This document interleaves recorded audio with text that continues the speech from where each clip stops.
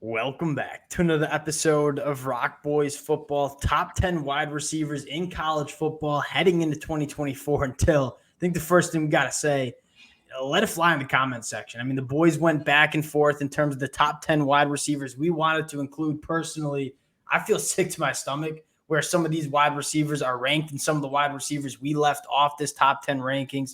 We did the quarterback Sunday night. We took some heat in the comments section, fully expecting a lot more heat for these wide receivers heading into 2024. Let it fly in the comments section. If y'all do enjoy the content, consider subscribing to the channel. Can't tell you guys enough how much the support has meant during this offseason.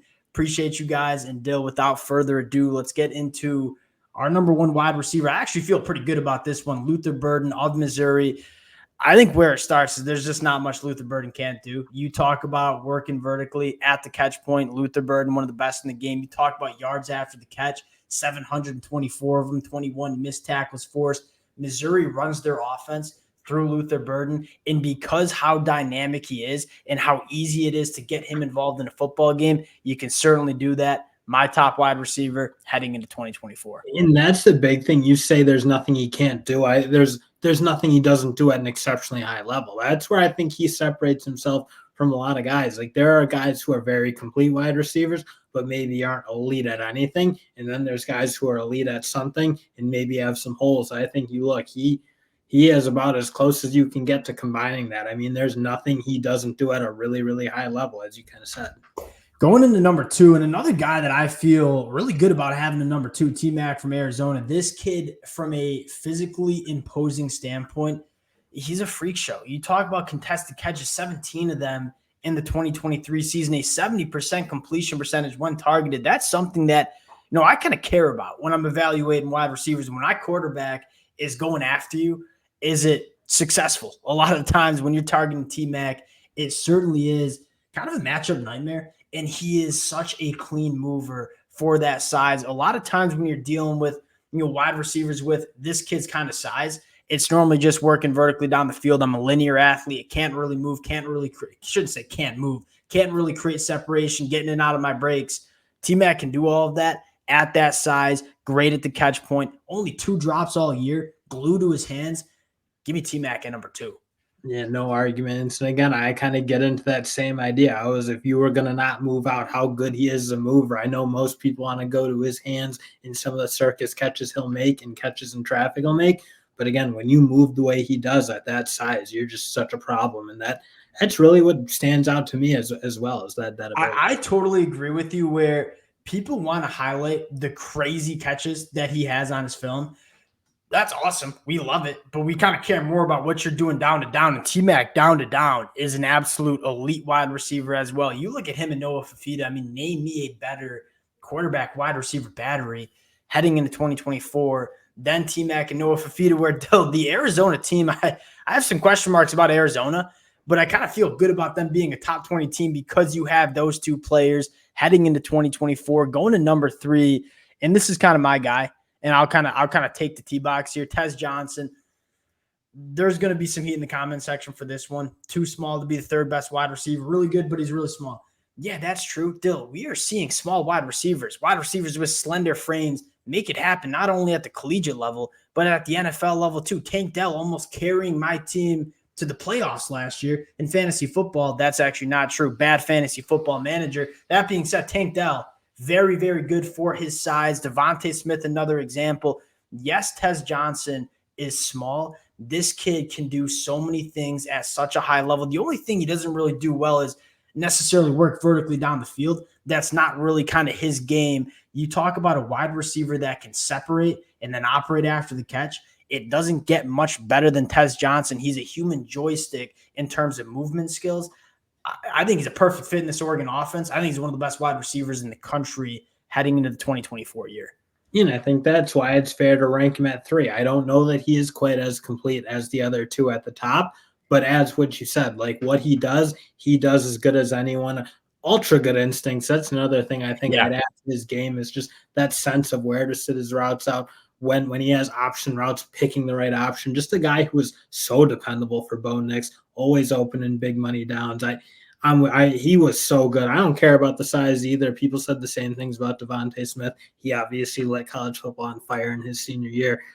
I mean, this guy, what he does as good as anyone. An 81% completion percentage when targeted is ludicrous. And again, some of those targets are kind of dump offs and get him into the flat. So it's a little bit inflated, but still, that's a ludicrous number in terms of even that. It's like, you need to get to your spots quickly. You need to make that. Yeah. Like, he's still making the plays. It's like, it was so easy to stop it, then teams go out there and stop it. Not many teams stop it. And Oregon is just so good at getting this kid in space. Hey, he's such an easy kid to kind of scheme an offense around. I mean, hey, just go find some space. We'll get you the football. Go make people miss. That's what he does at a high level. Going to number 4, this is your guy, Tre Harris of Ole Miss. How are we feeling about Tre Harris? I mean, look no further in that Penn State game. I don't think I've seen as dominant a wide receiver play, just physical, making contested catches. I think he does a good job of creating separation. Probably not the most explosive wide receiver in the history of football, but good enough. Doesn't really have big holes. But when he's able to like just be physical at the catch point, I don't think there's many guys who are better than him doing that.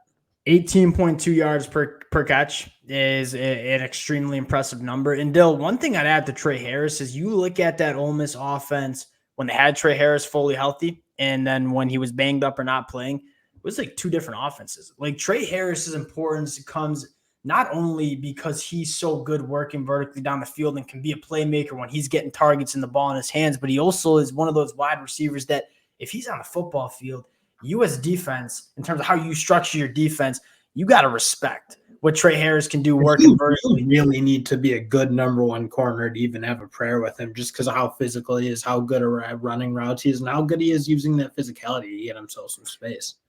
Let's go to number 5, Emeka Egbuka. We're going to take some heat for this one in the comments section. Coming in at 5, Dill, he's kind of a do-it-all kind of guy. You go back again, it's hard to evaluate in 2023 because it was so clear that he wasn't healthy. You go back to the 2022 film, I mean, over 1,100 yards, averaging 15.6 yards per catch, a 70% completion percentage when targeted, separates, works well after the catch, can be physical working vertically down the field.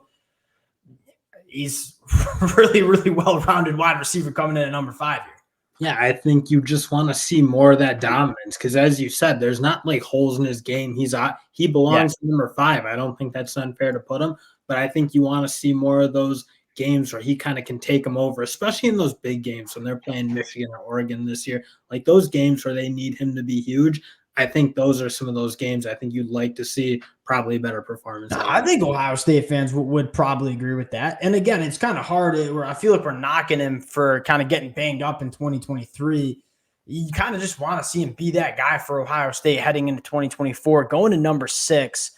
And let me cook for a second on Xavier Restrepo. I think there are going to be a lot of people scratching their heads with Xavier Restrepo coming in at number 6. What'd you say?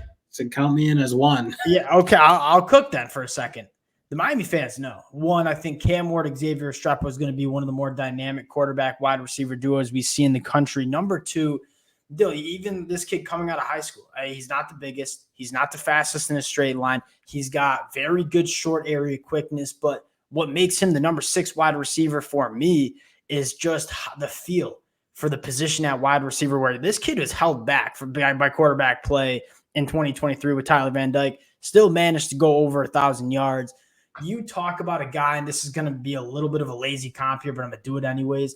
Cooper Kupp, guy that goes to the NFL Combine, doesn't test out extremely impressive. He's not necessarily the biggest imposing wide receiver. He's not the fastest, but a wide receiver that knows how to get open, knows how to vary his speeds, knows how to sit it down in zone coverage. The whole goal of being a wide receiver is being a quarterback-friendly pass catcher, a guy that's going to get open and make plays for your quarterback. Xavier Restrepo doesn't have the physical traits of some of these wide receivers that we just talked about in the top 5, but man, is he one of the best wide receivers in college football heading into 2024. And you can't really deny what he does on the field in terms of he's very productive. He does exactly kind of what you said, but that is kind of where I have it. I mean, I'm looking at some of the guys that later on this list, like a Deion Burks, for example, and just I feel like there's much higher ceiling. So what I would say there is you use all those physical traits to be good at wide receiver. Xavier Restrepo is so good at wide receiver. He might lack some of those physical traits, but the overall feel for that position, I'm willing to overlook some of those traits because And again, is he I mean, going to it's go? great, and frankly, and then like go put 1,500 up or something. Like, go have a huge year, I guess. And he He might. is going to. Ford's going to give him a lot more help than obviously he had last Hey, year. But book it. Xavier Restrepo was going for over 1,300 yards this year. I'm so confident in him being one of the leading receivers if he stays healthy in 2024. He's just one of my guys, I guess you'd say. Now, going into number 7, this is one of your guys, and quite frankly, one of my guys too, and one of the more overlooked wide receivers in the country because he's rotting away at Purdue with brutal offense. Deion Burks. I mean, what I love about Deion Burks, again, kind of similar to what we talked about with Luther Burden, it's so easy to get him incorporated in your offense. He's somebody that can work vertically down the field. He's somebody that operates exceptionally well with the football in his hand. He can create separation. Now, the numbers aren't incredible coming from Purdue. Again, the 49% completion percentage when targeted, that is not a great number. You go back and look at the numbers and watch Purdue in 2023. They were force feeding him the ball. It didn't matter if he was covered, getting double teamed. They were going to go to him because he was really their only playmaker on offense. I expect all of those numbers to get better going into an Oklahoma offense that has better quarterback play, that has more talent around him. Sign me up for Deion Burks having a massive year. One thing I'm almost looking for is how good can he be as a vertical threat? Because again, with Purdue, they just weren't hitting those type of plays. Yeah. They weren't creating that much space for him. I'm kind of interested. Again, you know how good he is route running. You know how good he is with the ball in his hands after the catch, just how jittery and explosive he is. I'm kind of looking like, well, does he have that big time vertical? And you saw it in the spring game, made a couple plays like looking like that. So that's kind of, I mean, if he puts that into his game, like I'm looking at him closer to like a Luther Burden, where I'm like, I think this guy does everything at an extremely high level and probably deserves to be higher in 7. He's a guy that could be a top 5 wide receiver come middle of October when he kind of gets involved in an offense that can actually do some things vertically down the field. And he's built like a running back. I mean, when he has the football in his hands, not only is he a human joystick in terms of making people miss, has straight up burners in a straight line. This kid deals with contact. You see the picture. I mean, put together lower. And I don't think there's a guy who has the acceleration in all the college that he has. 100%. That's where I really like it. There's no one like him like that. So much juice. Let's talk about another wide receiver that seems to be flying under the radar, and that's Kevin Concepcion at NC State. Brutal NC State offense last year. What he meant to that NC State offense as a true freshman was insane. And quite frankly, it spoke to just the lack of talent around him at NC State. He was their leading receiver with 839 yards. He was also their leading rusher outside of Brennan Armstrong. I mean, basically, NC State last year was like, hey, we don't have a lick of offensive talent. I'm being a little disrespectful here, but it's kind of the truth. NC State fans would agree with me. We don't have a lick of offensive talent. Besides Kevin Concepcion, we're just going to do everything in our possible to get this kid the football. I mean, 20 missed tackles forced, 527 yards after the catch, averaged over 8 yards per carry out of the backfield. Every single way imaginable you can get him the football, that's what they were doing. A little bit more talent around him. I think a better quarterback with Grayson McCall. Massive for NC State to hold on to this cat from going into the transfer portal. Kevin Concepcion, one of the best wide receivers in the country here. Yeah, and aside from the fact that you have a little typo with his name, that should be a C, not a T. I'll overlook it. A little crazy to put a guy in your top 10 and not get the name right, but you kind of said it. I mean, to be the best wide receiver on your team, be the best running back on your team, and again, in an offense where they just couldn't find any space, they couldn't create anything. When they got him the ball somehow, he was always making it happen against good teams like Clemson. I mean, he was so good last year. I can't wait to see what he does with kind of more of a full coverage at their disposal up there in NC State. Almost a 30% target share as a true freshman is ludicrous. That was kind of getting cut off. He's just so good with the ball in his hands. I mean, like unbelievable in that respect. So I'm really interested to see what he can do in a real offense, if you will. Number 9, my guy, Evan Stewart. I feel like people just forgot about him. We go back 12 months ago, Dill, you were talking about him being 1-2 Marvin Harrison Jr. as wide receivers going into the 2023 season. Shout out Jimbo. He failed me. Jimbo Fisher failed the boys.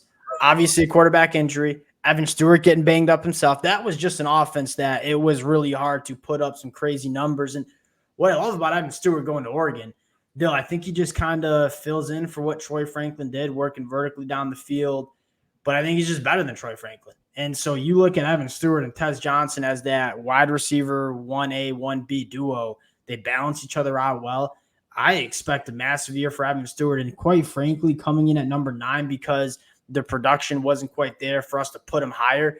This is a guy that I think could be a top 5 wide receiver in the country in 2024. Yeah, I don't think like the 24/7 sports of the world, when they were evaluating him out of high school, got it wrong at all. I just think, again, he went to a really tough situation for his first couple years of college ball.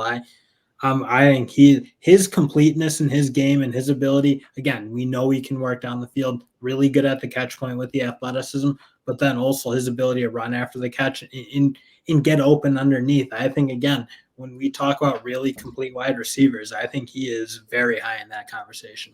Number 10, Isaiah Bond. This is your guy, not my guy, so I'll let you cook on him too. I mean, Isaiah Bond's another guy. He had a pretty solid year last year, and again, in an offense that really was kind of in fits and starts. I think most Alabama fans would have seen, like, there were moments they were clicking, and he was making plays, getting down the field. Another guy with just some twitchy athleticism that I think really, really, really rare in college football. Another guy who very comfortable when he gets the ball in his hands. I'm really excited to see what he can do in this Sarkisian offense in terms of if they can get him a little bit more space. He's unique athlete. I just don't think many guys can accelerate the way he can accelerate and move the way he can with the ball. And you look at Coach Sark.